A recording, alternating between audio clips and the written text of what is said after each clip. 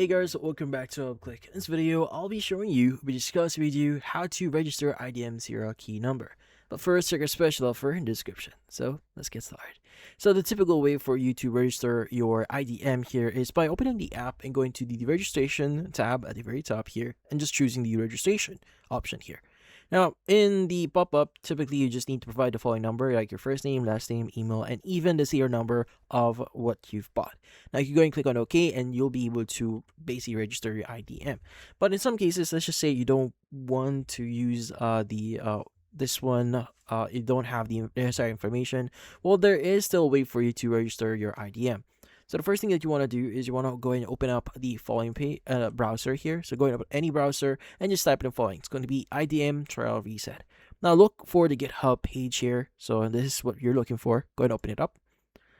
And once you've done that, you want to go and scroll down a bit here. Look for the download section and click on the here link. It should redirect you to the download section. Now scroll down a bit here. Look for assets. Look for IDM trial reset. Go and click on it and it should start your download. Now, once you have this downloaded, you want to go ahead and just open this up, double click on it. And from here, you want to go ahead and make a copy. So right click on it, click on the copy button, and you want to go and just paste this into your desktop. Now, once you've added this into your desktop, you want to go ahead and basically double click on it. And before you do that, just make sure to close the IDM first.